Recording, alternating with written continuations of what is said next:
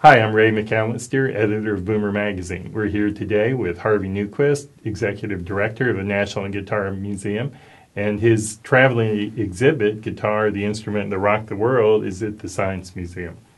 Welcome, Harvey. Thanks very much for having me. What do you have here? We're going back all the way to the beginnings of electric guitars. We are. Right?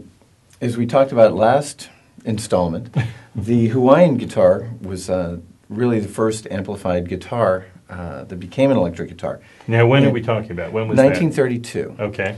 And the man that did it was a man named George Beecham. And George played in Hawaiian bands but got tired of not being able to hear himself play.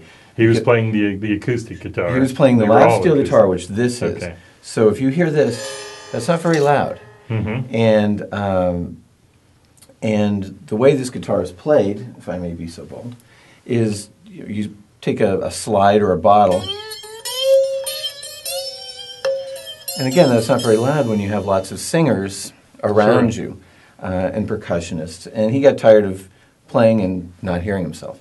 So George worked with a company called Rickenbacker and created the first magnetic pickups, which actually captured the vibrations and then sent the information, the sound information, out to what was then a radio that had a speaker in it, so he could finally be heard. So this instrument literally was the first production model electric guitar. It's called the frying pan.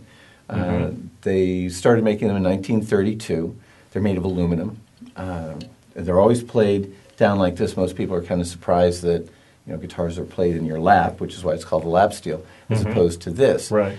But it was the next generation of guitars, the Boomer generation of guitars, where we got wood guitars that eventually were held like this, and it really started right after World War II. Well, now this one, first of all, where did you get it? You didn't get this yourself back in 1932. No, and that would even predate my father. The number of these that are still extant, still around, is fairly high because they're made of aluminum. They're not always in good condition. There are several hundred out there. Almost all of them are in private collections. So we acquired this several years ago from a collector who had it for quite some time. Do you want to play us out with a little something? Oh man, I'm not sure how good I can be with just a with a beer bottle and a frying pan. You got to be good. Well, I wanted to say that usually used a Coracetin bottle, and that was something we grew up with. Yeah, some of our readers may or may not know what Coracetin is. Coracetin was a tablet that you used instead of aspirin, or actually before aspirin became popular, that was used as a pain reliever. And it came in a little glass bottle and was very popular. Right. For whatever it was, 99 cents back in the 60s and 70s. And it perfectly fit your finger, so you could use that to slide out here. But in these modern times, a beer bottle does just fine. So,